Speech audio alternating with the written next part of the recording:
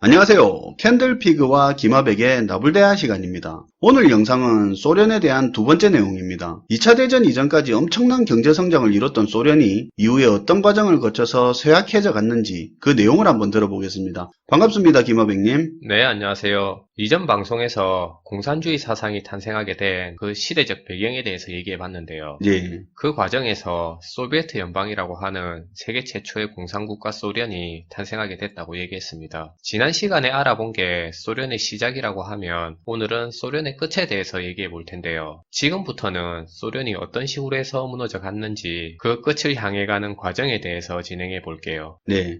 지난 시간에 1차 대전 이후에 소련이 중공업을 중심으로 경제적으로 폭풍 성장을 했다고 했는데요. 그걸 보고 당시에 불황이었던 자본주의 국가 노동자들이 공산주의가 답이라는 착각에 빠져들게 되면서 공산주의가 확산되었다는 이야기를 했었죠. 네, 우선 소련의 붕괴 과정을 얘기하려고 치면 2차 세계대전을 빼놓고서는 진행이 안 될 것 같은데요. 그만큼 2차 세계대전이 소련하고 당시 소련의 영향권에 있던 동유럽 국가들한테 미친 타격은 심각했다고 볼 수 있어요. 특히나 전쟁이 벌어진 전장 자체가 소련하고 동유럽 앞마당에서 펼쳐지다 보니까 인적 피해는 물론이고 물적 피해를 포함해서 총체적으로 경제적 피해가 상당히 컸던 게 사실인데요. 소련이 타격 많이 입었었죠. 네. 그런데 사실 소련 같은 경우에는 2차 세계대전 당시까지만 해도 미국의 지원을 쏠쏠하게 받고 있었어요. 그 규모가 어느 정도였냐면 2차 대전이 한참 진행 중인 시기에는 100억 달러가 넘는 규모의 공짜나 다름없는 무기까지 미국한테 받을 수 있었는데요. 예. 그런데 전쟁이 끝나버리니까 소련 입장에서는 상황이 묘하게 꼬이기 시작하는 겁니다. 그러니까 2차 세계대전이 끝난 이후에 미국이 유럽 국가들을 상대로 마셜 플랜이라는 정책을 펼치게 되는데 이걸 계기로 해서 소련의 입장이 꼬이기 시작하는 거죠. 참고로 마셜 플랜에 대해서 설명을 드리자면 2차 대전 이후로 유럽 국가들 경제가 무너지고 공산주의가 유럽 쪽으로 확산이 되니까 공산 세력 확장을 막으려고 미국이 경제적으로 유럽을 지원을 해서 유럽을 회복시킨 정책이죠.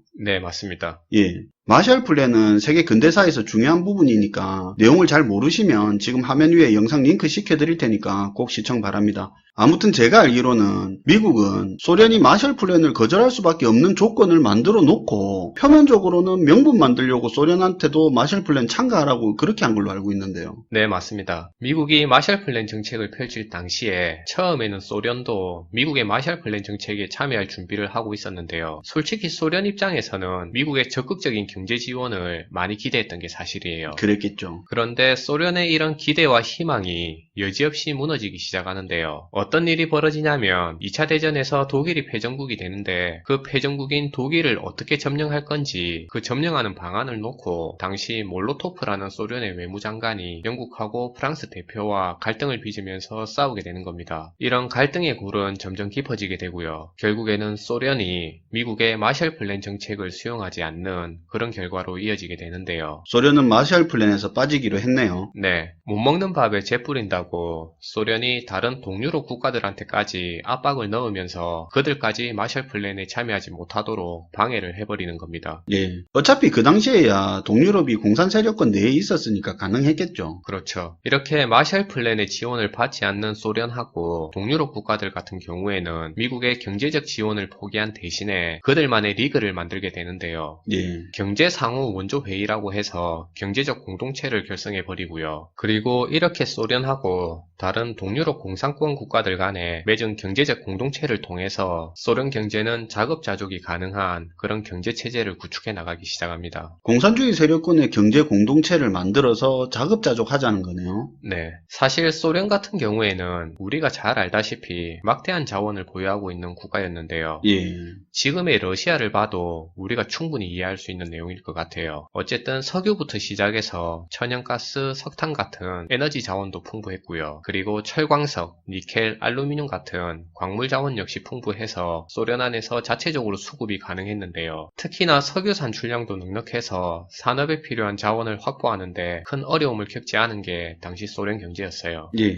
게다가 동유럽 국가들하고 서로 무역을 해서 부족한 부분은 채워나갔는데요. 예를 들면 소련은 동유럽 국가들한테서 당시에 부족한 농산물을 얻을 수 있었고요. 반대로 동유럽 국가들한테는 풍부한 에너지 자원을 공급 공급해주는 식으로 해서 공산권 내에서 자급자족의 경제 시스템을 이뤄나갔다고 볼 수 있어요. 그 당시 소련의 입장에서 보면 자원도 풍부하고 다른 공산권 국가도 있고 하니까 경제 공동체가 현실적인 대안이라고 생각할 수도 있었겠네요. 네, 근데 소련이 공산권 경제 공동체를 만들어서 자급자족하려고 했던 게 지금 기준에서 보면 2차 대전 때문에 쑥대밭이 된 공산주의 나라끼리 공동체가 된 게 크게 효과가 있었을까 싶은데 시작부터 첫 발을 잘못 디뎠다고 할 수도 있을 것 같은데요. 네, 그렇게 볼 수 있어요. 그리고 소련의 경제 얘기를 할 때 2차 세계대전만큼 중요한 내용이 냉전시대라고 하는 그 시대적 배경이 될 것 같은데요. 냉전시대요. 네, 우리는 보통 냉전시대라고 하면 군사 문제로만 한정해서 얘기하는 경우가 많은데 실제로는 경제적인 관점에서 냉전시대를 바라보는 시각도 필요할 것 같아요. 사실 소련하고 미국 양쪽 진영에서 상당한 재정적 부담을 짊어진 시기가 냉전시대라고 할 수 있는데요. 왜냐하면 상대 쪽 진영에 붙어버릴지도 모르는 국가들을 경제적으로 지원하면서 우리 쪽 진영에 붙잡아두는 활동을 끊임없이 한 시기가 냉전시대였습니다. 그렇죠. 냉전 시기에 두 국가들 군사비부터 해서 재정 지출이 엄청났죠. 천하의 미국도 재정 적자 때문에 허덕거렸잖아요. 네, 사실 이 시기에 개발도상국들이 양쪽 진영을 이용해서 경제적 이득을 많이 누렸던 것도 사실인데요. 대표적으로 이집트 같은 경우에는 소련하고 미국 양쪽에서 단물을 다 빨아대는 전략을 펼쳐서 많은 이득을 누린 나라라고 할 수 있어요. 예. 1960년대에는 댐 건설 비용을 소련한테서 지원받기도 했고요. 1970년대에 소련이 재정 악화로 돈이 없으니까 미국한테 홀라당 붙어먹어서 매년 20억 달러의 경제 지원을 받아내기도 했는데요. 상황이 이렇다 보니까 당연히 냉전 시대가 진행되면서 소련하고 미국 양쪽 진영 모두 경제적으로 힘든 시기를 경험하게 되는 겁니다. 예. 그런데 실제로는 당시에 미국 경제보다 더 심각했던 게 소련의 경제 상태였는데요. 경제가 악화되는 속도가 걷잡을 수 없이 빨랐던 겁니다. 이게 냉전 시기가 어떻게 보면 미국하고 소련의 경제적 치킨 게임이 돼버렸네요. 네. 지난 방송에서 얘기한 것처럼 초기에 소련만 하더라도 엄청난 경제 성장 속도를 보여줬는데요. 예. 그런데 그렇게 성장하던 경제가 정체되기 시작하니까 이후에는 급속도로 후퇴하기 시작하는 겁니다. 그러니까 1970년에 들어서면서 소련 경제가 무너지기 시작하는데요. 이전에 5% 이상의 성장률을 보이던 경제가 1970년대 이후에는 1%도 안 되는 성장률로 급락하는 모습을 보여주게 되는 거죠. 예.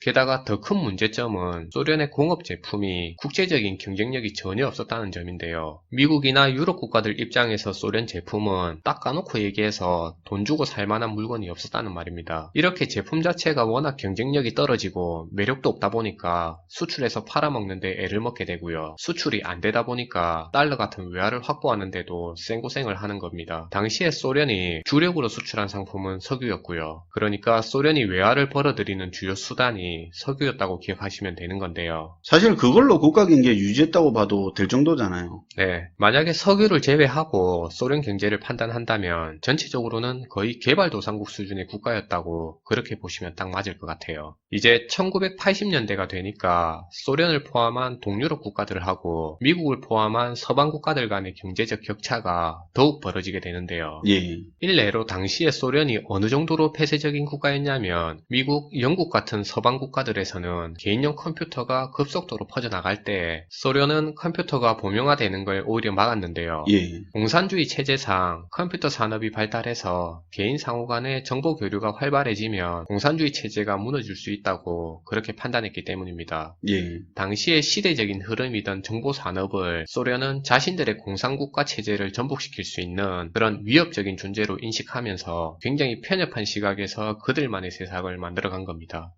결국 또 공산주의 특유의 폐쇄성이 스스로 화를 부르고 있었네요. 네. 어쨌든 이렇게 소련을 포함한 동유럽 공산권 국가들의 경제력은 악화되기 시작하고요. 그렇게 소련의 경제 침체가 깊어지게 되면서 동유럽 국가들에 대한 소련의 구심력 역시 떨어지기 시작하는데요. 결국에는 1980년대에 들어서면서 독자 노선을 타게 되는 동유럽 국가들이 하나 둘씩 생겨나기 시작합니다. 이탈자가 생겼네요. 네, 폴란드나 헝가리 같은 경우에는 당시에 공산주의 체제를 포기하면서 시장 경제를 도입하는 경제개혁을 추진하게 됩니다. 되는데요. 이렇게 하나 둘씩 동유럽 공산권 국가들이 이탈하게 되면서 소련 체제가 붕괴 과정을 밟아 나갔다고 그렇게 이해하시면 될 것 같아요. 예, 그럼 소련의 붕괴된 과정을 한번 정리를 해보면 1차 대전 이후에 크게 성장하다가 2차 대전 때 엉망이 되고 이후에 공산주의 국가끼리 공동체를 만들고 에너지 수출로 경제를 그럭저럭 이어갔다 이거죠. 네, 그런데 냉전 체제 때문에 재정 지출이 심각해지고 공산주의 폐쇄성 때문에 소련 상품 경쟁력까지 잃어가면서 경제가 무너져 간 거네요.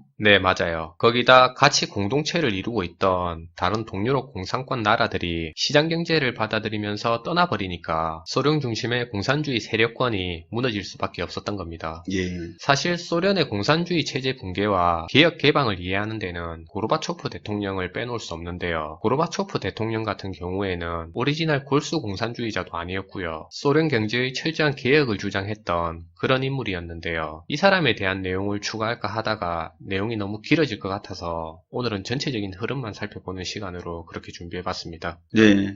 사실 고르바초프가 되기 전까지 소련 지도층이 대부분 학력도 거의 없고 공산주의 운동만 하다가 당 간부가 됐던 그런 이념주의자들이잖아요. 네, 맞아요. 나름 고르바초프 같은 사람은 그런 종류의 사람이 아니니까 경제개혁도 이야기하고 냉전도 끝냈는데 아무튼 그럼 그거는 다음에 기회가 있으면 한번 다뤄보도록 하죠. 네, 오늘도 감사합니다, 김하백님. 네, 감사합니다. 오늘은 소련 경제가 무너져 갔던 과정에 대한 이야기를 했습니다. 소련 경제에서 냉전 체제라는 부분이 크게 작용을 했었고 공산주의 특유의 폐쇄성 때문에 세계 시장에서 경쟁력을 잃어간 모습도 같이 볼 수 있었습니다. 소련이 냉전을 훨씬 일찍 종결시켰다면 소련은 어떻게 됐을까 하는 생각도 드네요. 시청해주셔서 감사하고요. 지금까지 김화백 캔들피그의 나불대화 시간이었습니다. 캔들스토리 식구가 되고 싶으시면 구독 눌러주세요.